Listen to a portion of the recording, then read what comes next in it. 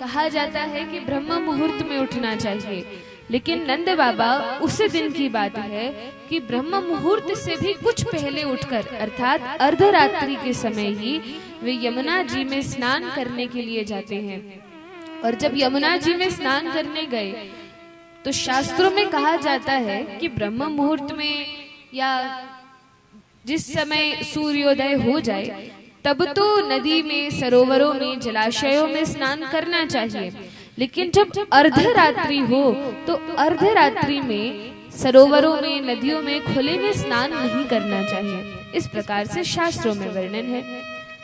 क्यों नहीं करना चाहिए? तो कहा कि रात्रि के समय जो वरुण के दूत हैं वे जल में क्रीड़ा करते हैं, वे जल में विहार करते हैं, इस कारण से जल में नहीं जाना चाहिए। लेकिन नंद महाराज ऐसा भी वर्णन संत जन करते हैं कि वह ऐसी द्वादशी थी जिसमें ब्रह्म मुहूर्त के पहले ही नहाया जाता था, लेकिन वरुण के दूतों को यह ज्ञात नहीं था। और नंद महाराज जब जल्दी उठकर यमुना जी में स्नान करने जाते हैं तो वरुण के दूत अपने वरुण पाश में नंद महाराज को बांध लेते हैं और बांधकर कहाँ ले जाते हैं? वरुण लोक ले जाते हैं, जहाँ वरुण देवता निवास करते हैं। वरुण देवता कौन है? तो जो जल के देवता हैं, जो बारिश करवाते हैं या जो सरोवरों की देखरेख करते हैं, जल का सारा डिपार्टमेंट वरुण देव का है। तो जल के देवता ये वरुण देव हैं। और ये जो वरुण देव हैं इनके लोक में नंद महाराज को ले गए। दूतों को पता नहीं था कि तो साक्षात भगवान के पिताजी हैं। उन्हें वहां ले जाते हैं, बांधकर एक कोने में रख दिया। किसको?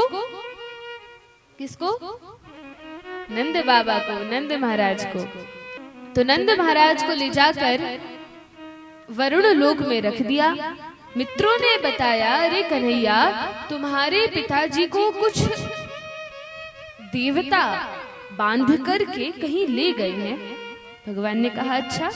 भगवान समझ गए, वरुण दूत वरुण लोक ले गए होंगे। तो भगवान भी यमुना जी में स्नान करते हैं और यमुना जी के मार्ग से ही भगवान वरुण लोक पहुंच जाते हैं। नंद बाबा को तो एक कोने में बांध कर रखा, लेकिन जैसे ही भगवान कृष्ण वरुण लोक पहुंचे और वरुण देव ने देखा, अरे ये तो साक्षात हमारे भगवान विष्णु प्रकट हो गए हैं। वे सब तो आरती की थाल लेकर पूजा में तत्पर हो गए। अब तो इंद्र, चंद्र, गणेश, महेश सब पूजा में लगे हैं, सब आरती उतारने में लगे हैं। नंद बाबा भी बैठे बैठे देख रहे हैं कि अरे क्या बात है, मेरे लाला की इतनी पूजा हो रही है, मुझे बांध के रखा है और कन्हैया को ऐसे पूज रहे हैं जैसे भगवान नारायण हो। अब उन्हें कौन बताए कि हाँ ये भगवान नारायण ही है, और बता भी दे तो नंद महाराज का वात्सल्य इतना है कि वे इसको स्वीकार नहीं करते हैं।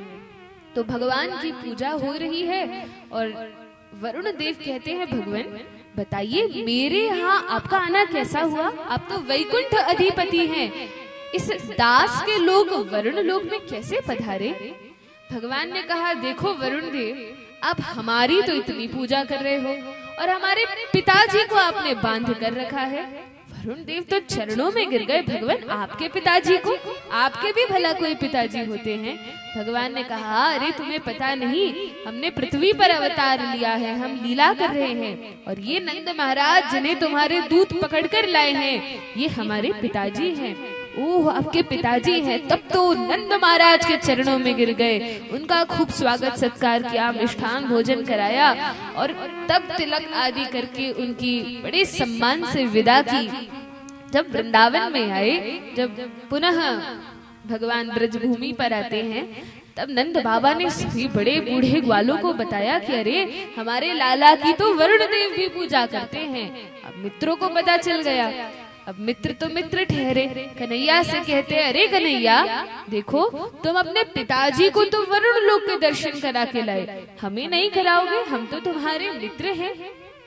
भगवान ने कहा, अरे तुम्हें वरुण लोक क्या, तुम तो मेरे मित्र हो, तुम्हें तो मैं वैकुंठ के दर्शन करा सकता हूँ। बोलो वैकुंठ के दर्शन करना है?